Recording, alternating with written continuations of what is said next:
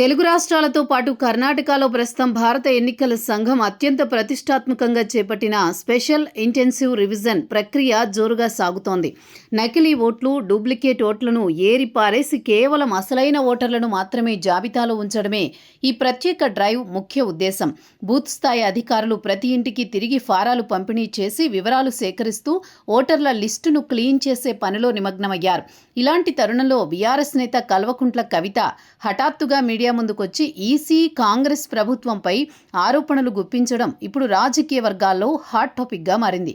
కవిత తన ప్రెస్ మీట్లో ముఖ్యమంత్రి రేవంత్ రెడ్డి ప్రాతినిధ్యం వహిస్తున్న కొడంగల్ నియోజకవర్గంలో కర్ణాటకకు చెందిన వారికి భారీగా ఓట్లున్నాయని, దీనిపై ఈసీ రేవంత్ రెడ్డితో కుమ్మక్కైందంటూ తీవ్ర ఆరోపణలు చేశారు. దీనికి సాక్ష్యంగా బోధన్ నియోజకవర్గంలో 7,000 ఓట్లు తీసేశారని, కానీ కొడంగల్లో 800 తీసేశారని తలాతోకాలేని ఉదాహరణను సాక్ష్యంగా తీసుకువచ్చారు.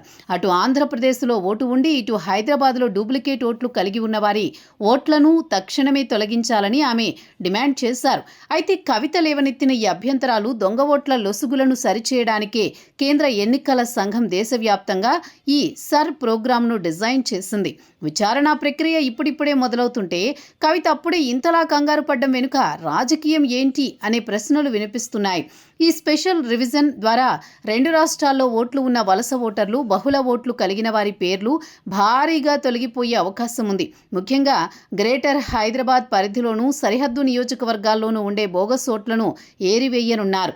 ఓటర్ల జాబితాలో అక్రమాలను అరికట్టేందుకు ప్రతి ఓటరు ఇంటికి వెళ్లి బిఎల్ఓలు స్వయంగా వెరిఫై చేస్తున్నారు. కవిత చెప్పినట్లు కొడంగల్లో పొరుగు రాష్ట్రాల ఓటర్లు ఉన్నా, బోధన్లో పొరపాట్లు జరిగినా వాటన్నింటినీ సరిదిద్దడానికి సర్లో క్లెయిమ్స్, అబ్జెక్షన్స్ పెట్టుకునే పూర్తి అవకాశం ఉంది.